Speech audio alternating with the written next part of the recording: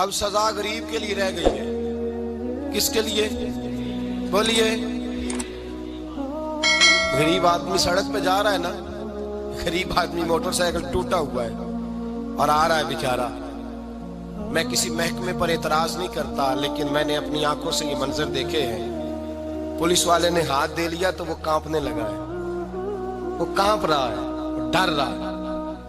کدھر سے آ رہے ہو؟ جناب میں مزدوری کرنے گیا تھا. تو وہ فلاں چیز کدھر ہے، کارڈ کدھر ہے، وہ فلانی چیز. اس کو نظر آ رہا ہے یہ غریب ہے، یہ چور نہیں، یہ ڈاکو نہیں.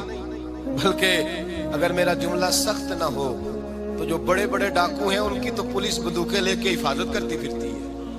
ان کے تو ڈاکوؤں کے تو پیچھے لگی ہوئی محافظ بنی ہوئی ہے ان کی. غریبوں پر سارا ظلم ہوتا ہے اور امیر وہ دندناتا پھرتا ہے اور روز قانون توڑتا ہے.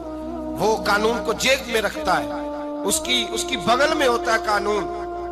چھوٹے آدمی کو پریشان کیا جاتا ہے لیکن بڑے آدمی کو آزادی ملتی ہے. حضرت عمر فاروق رضی اللہ تعالیٰ عنہ کے زمانے میں حضرت عمر بن عاص رضی اللہ تعالیٰ عنہ نے مصر فتح کیا. فاتح مصر ہوئے، جدوجہد کے ساتھ فتح کیا. مصر فتح ہو گیا تو حضرت سیدنا عمر فاروق نے حضرت عمر بن عاص کو وہاں کا گورنر بنا دیا. گورنر صاحب کے بیٹے تھے، محمد بن عمر ان کا نام تھا. انہوں نے ایک عام مصری، عام آدمی کے ساتھ گھوڑا دوڑایا کہ جس کا گھوڑا کامیاب ہو جائے گا اس کو انعام ملے گا. گھوڑا دوڑایا، اب وہ عام آدمی کا گھوڑا جیت گیا، گورنر صاحب کے بیٹے کا گھوڑا ہار گیا. اب اس کے لیے شور ہوا، لوگوں نے واہ واہ کی، بلے بلے ہوئی، نعرے لگے، انعام ملا. جب وہاں سے نکلے تو وہ گورنر صاحب کا بیٹا جو بگڑ گیا تھا اس نے درہ لیا، اس عام مصری کے بیٹے کو کونے میں کھڑے کر کے اس کے وجود پہ درے برسائے، مار مار کے لہو لہان کر دیا. بیٹا تڑپتا ہوا باپ کے پاس آیا، غریب کا بیٹا تڑپا. اس نے کپڑا ہٹایا تو لہو نکلنے لگا. کہنے لگا ابا جی مجھ پر ظلم صرف اس لیے ہوا ہے کہ میرے باپ کے مربے کوئی نہیں. مجھ پر زیادتی اس لیے ہوئی ہے کہ میرے باپ کا بینک بیلنس کوئی نہیں. اس لیے زیادتی ہوئی ہے کہ میرا باپ کوئی سیاسی قد کاٹ نہیں رکھتا. ابا جی دیکھیے نا میری پشت زخموں سے بھر گئی. میری غلطی یہ ہے کہ میں غریب کا بیٹا ہوں. اس نے اس لیے مارا ہے کہ وہ گورنر کا بیٹا ہے. باپ نے کہا بیٹے چپ کر جا، یہ ظلم کا دور نہیں، یہ عمر کا دور ہے.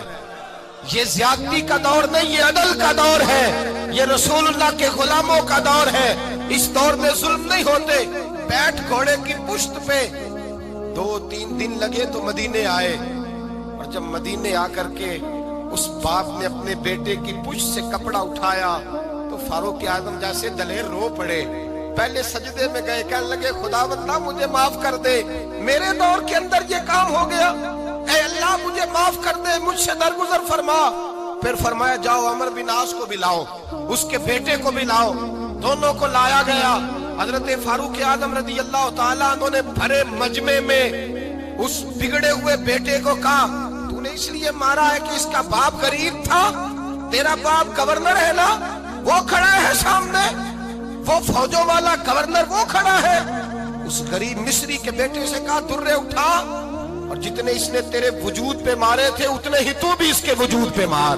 اور یہ تو تیرا تو باپ موجود نہیں تھا، اس کا سامنے کھڑا ہے. درے برسائے، چیخیں نکلی، اور مسجد نبوی کے صحن کے اندر لوگوں نے یہ منظر دیکھا. پھر حضرت عمر فاروق نے پلٹ کر دیکھا عمر بن عاص کی جانب. فرمایا عمر گورنری کا لباس اتار لے، جا ٹاٹ کا لباس پہن کر اونٹوں کا ریوڑ چرایا کر. لوگ کہنے لگے حضور عمر بن عاص کی غلطی کیا ہے، ان کو سزا کیوں مل رہی ہے؟ آپ فرمانے لگے عمر بن عاص کے بیٹے کے دل میں خیال کیسے آیا کہ یہ گورنر کا بیٹا ہے؟ اس کے دل میں خیال کیسے آیا؟ اس کے گھر میں بات ہوئی ہوگی نا کہ تو گورنر کا بیٹا ہے. اس کے دل میں بات ہوئی ہوگی نا کہ تو چودھری کا بیٹا ہے. باقی کمی ہوتے ہیں، اس کے دل میں بات ڈالی کس نے کہ تو امیر ہے؟ باقی نیچ ہوتے ہیں، یہ پیغام دیا کس نے؟ فرمایا چونکہ اس کے باپ نے گھر کے اندر کوئی بات کی ہوگی، اب یہ گورنری کے قابل نہیں رہے، اب یہ اونٹ چرایا کریں گے. فرمایا یہ اللہ کے رسول کا دین ہے، اور جب تک سورج چمکتا رہے گا رسول اللہ کا دین غالب رہے گا.